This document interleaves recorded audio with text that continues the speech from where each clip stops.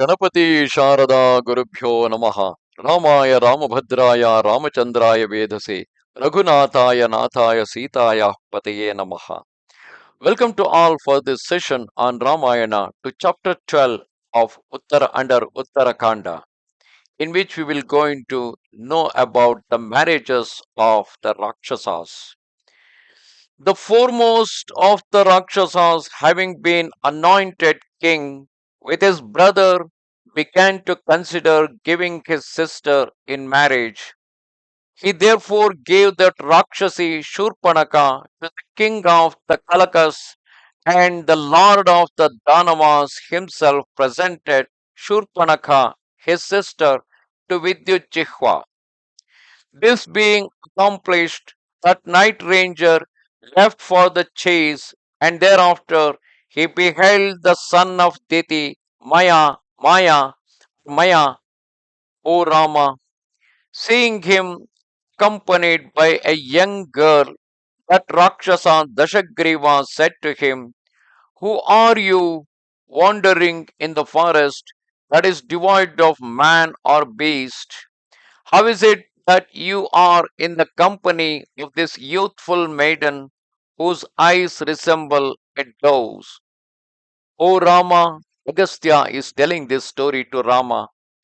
O Rama, to this question put to him by the ranger of the night, Ravana, Maya replied, saying, "Hear me, and I tell you the truth. There was a nymph named Hema, of whom you have already heard. The gods bestowed her on me as Pauloma was given to Shatakratu Indra.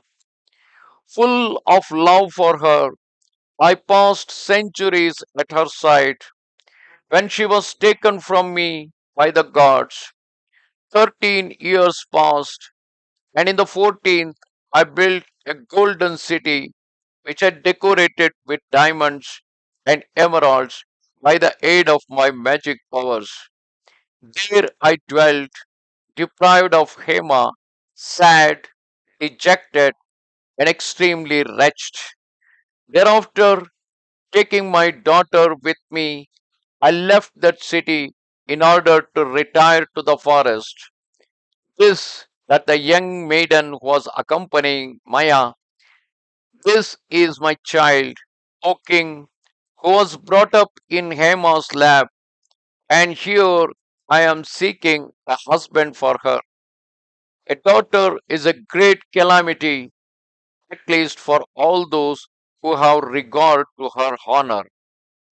In truth, she is a source of anxiety to the family of her father and that of her mother. Two sons were also born to me by my wife. The first was Mayavi, O dear friend, and Dundubi followed immediately. I have told you the whole truth in accordance with your wish, and now, my dear son, I would know something of you. Who are you? At these words, the Rakshasa Ravana answered respectfully, I am of Paulastya race, and my name is Dashagriva. My father was the sage Vishravas, who was the third son of Brahma. On hearing these words of that Indra among Rakshasas, O Rama, indicating that he was the son of a great sage, Maya, the foremost of the Danavas, wished to give his daughter to him. Taking her hand in his, Maya addressed that king of the Rakshasas, saying, O king, this child, whose mother was a nymph, Hema, the youthful Mandodari, for such is her name, you yourself accept as your consort. Let it be so, answered the Shagriva, whereupon, igniting a fire there, he took her hand in his.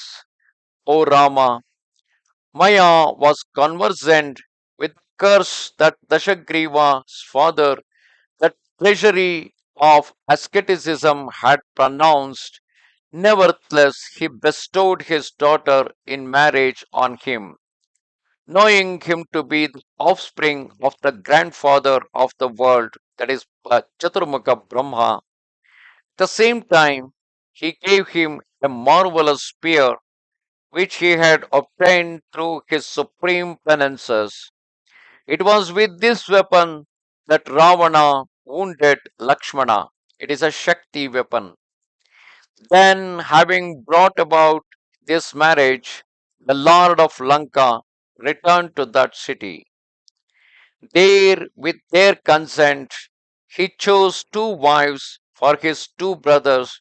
The daughter of Virochana, named Vajravala, was given by him to Kumbhakarna, and Vibhishana received as wife the virtuous Sarama, the daughter of the king of the Gandharvas, the magnanimous Shailusha, and she had been born on the shores of the lake Manasa. At that time, in the rainy season, the waters of the Manasa lake were swollen. The mother of the girl cried out affectionately, "Do not overflow, O lake! Do not overflow, O lake!" Thereafter, the girl was called Sarama. These alliances having been concluded, the Rakshasas gave themselves up to pleasure, each with his own consort, as the Gandharvas in the Nandana gardens. And Mandodari gave birth to a child with the voice of a thunder cloud, hence he is called as Meghanadha, he who is known to you as Indrajitha. Scarcely had he been born than that son of Ravana began to roar with a terrible voice like unto thunder, and the city was deafened, O Raghava. His father therefore called him Meghanadha, the sound of the cloud, a roaring, thunderous sound of the cloud.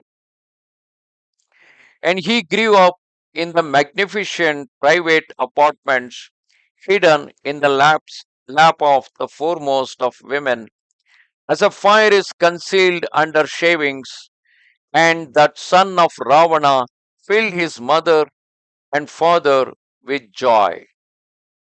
Thus come to the end, chapter 12 of Uttara Kanda in Ramayana. Namaste Sharade Devi, Kashmira Puravasini, Twamaham Prarthaye Nityam, Vidya Danancha Dehime. Goodbye.